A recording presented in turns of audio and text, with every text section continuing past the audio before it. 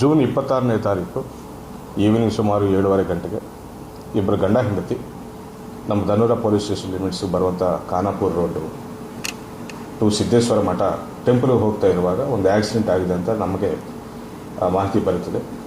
Duty ಮುಗಿಸ್ಕೊಂಡು ಹೋಗ್ತಿರುವ home guard ಅವರನ್ನು road ಪಕ್ಕದಲ್ಲಿ ನೋಡಿರ್ತಾರೆ. ನೋಡಿ ಇಬ್ಬರಿಗೂ ಸೇವ್ ಮಾಡಿಕೊಂಡು ಆ್ಯಂಬುಲೆನ್ಸ್ ಕರೆಸ್ಕೊಂಡು ಹಾಸ್ಪಿಟ್ಲಿಗೆ ಶಿಫ್ಟ್ ಮಾಡ್ತೀವಿ ನಾವು. ಸೊ ಪ್ರೈಮಾ ಫೇಸಿ ನಾವು ನೋಡಿದ್ದಾಗ ಆಕ್ಸಿಡೆಂಟ್ ಅಂತ ಅನಿಸಿದೆ. ತದನಂತರ ಹುಡುಗಿ ಹಾಸ್ಪಿಟ್ಲಲ್ಲಿ ಕೊಟ್ಟ ಸ್ಟೇಟ್ಮೆಂಟ್ ಮೇರೆಗೆ ಗಂಡನೇ ಖುದ್ದಾಗಿ ಹಲ್ಲೆ ಮಾಡಿದ್ದಾನೆ, ಕಾರ್ ಸ್ಪ್ಯಾನರ್ ತಗೊಂಡು ಹಲ್ಲೆ ಮಾಡಿದ್ದಾನೆ ಅಂತ ಗೊತ್ತಿರ್ತದೆ ನಮಗೆ. ಗಂಡ ಆರ್ಮಿದಲ್ಲಿ ಟ್ರೈನಿಂಗ್ ಆಫೀಸರ್ ಆಗಿ ಕೆಲಸ ಮಾಡ್ತಿದ್ದಾರೆ ಸಿಕಿಂದ್ರಾಬಾದ್ ಕಂಟೋನ್ಮೆಂಟ್ ಏರಿಯಾದಲ್ಲಿ, ಹಾಗೂ ಹೆಂಡತಿ ಹೌಸ್ ವೈಫ್ ಅಂತ ಗೊತ್ತಾಗಿದೆ. ಅದರ ಪ್ರಕಾರ ನಾವು ಮಾರಣಾಂತಿಕ ಹಲ್ಲೆ ಪ್ರಕರಣ ದಾಖಲಿಸಿಕೊಂಡು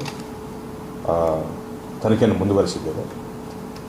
ಇಬ್ಬರು ಹಾಸ್ಪಿಟಲ್ ಅಡ್ಮಿಟ್ ಆಗಿರ್ತಾರೆ. ನಮ್ಮ ಬೀದರ್ ಹಾಸ್ಪಿಟ್ಲಿಂದ ಶೋಲಾಪುರ ಹಾಸ್ಪಿಟ್ಲಿಗೆ ಅವರನ್ನು ಬೇರೆ ಕಡೆ ಕರ್ಕೊಂಡು ಹೋಗಿ ಚಿಕಿತ್ಸೆಗೂ ಕುರಿತು ಅವರನ್ನು ಅಲ್ಲಿ ಅಡ್ಮಿಟ್ ಮಾಡಿಸಿರ್ತಾರೆ. ನಿನ್ನೆ ಬೆಳಗ್ಗೆ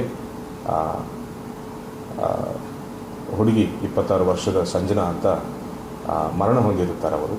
ಸೊ ನಾವು ಮಾರಣಾಂತಿಕ ಹಲ್ಲೆ ಪ್ರಕರಣವನ್ನು ನಾವು ಮರ್ಡರ್ ಕೇಸ್ ಅಂತ ಕನ್ವರ್ಟ್ ಮಾಡಿಕೊಂಡು ಆರೋಪಿಯನ್ನು ನಿನ್ನೆ ಹಾಸ್ಪಿಟಲ್ನಿಂದ ರಿಲೀವ್ ಆಗ್ತಾ ಇದ್ದಂಗೆ ಆರೋಪಿಯನ್ನು ನಾವು ವಶಕ್ಕೆ ಪಡೆದು ಜೈಲಿಗೆ ಒಪ್ಪಿಸಿದ್ದೇವೆ.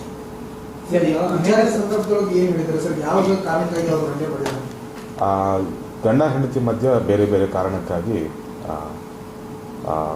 ಭಿನ್ನಾಭಿಪ್ರಾಯಗಳಿತ್ತು, ಜಗಳ ಆಗ್ತಿತ್ತು ಅಂತ ಫ್ಯಾಮಿಲಿ ಮೆಂಬರ್ಸ್ ಕೂಡ ಹೇಳಿದ್ದಾರೆ. ಹಾಗೂ ಈ ವ್ಯಕ್ತಿಗೆ ಯಾರು ಹಲ್ಲೆ ಮಾಡಿದ್ದಾನೆ ಗಂಡ, ಈ ವ್ಯಕ್ತಿಗೆ ಬೇರೆ ಹುಡುಗಿಯ ಜೊತೆ ಅನೈತಿಕ ಸಂಪರ್ಕ ಇದೆ ಅಂತ ಮೊದಲಿಂದ ಕೂಡ ಇವರ ಮಧ್ಯೆ ಜಗಳ ಆಗ್ತಿತ್ತು ಅಂತ ನಮ್ಮ ಗಮನಕ್ಕೆ ಬಂದಿದೆ.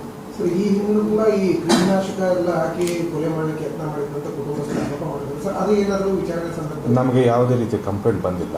ಅವರ ಹಿರಿಯರು ನಮಗೂ ಹೇಳಿದ್ದಾರೆ ಇದೇ ರೀತಿ. ಸಾಕಷ್ಟು ಸತಿ ಕುಟುಂಬ ಮಧ್ಯದಲ್ಲಿ ಇದನ್ನು ಬಗೆಹರಿಸ್ಕೊಳ್ಳೋಕ್ಕೆ, ಗಂಡ ಹೆಂಡತಿ ಜಗಳವನ್ನು ಬಗೆಹರಿಸ್ಕೊಳ್ಳೋಕ್ಕೆ ಪ್ರಯತ್ನ ಮಾಡಿದ್ದು ನಮ್ಮ ಗಮನಕ್ಕೆ ಬಂದಿದೆ. ಇದೇ ಫಸ್ಟ್ ಟೈಮ್ ನಮ್ಮ ಸ್ಟೇಷನ್ಗೆ ಬಂದು ಪ್ರಕರಣ ಕೊಟ್ಟಿದ್ದು ಇದೇ ಫಸ್ಟ್ ಟೈಮ್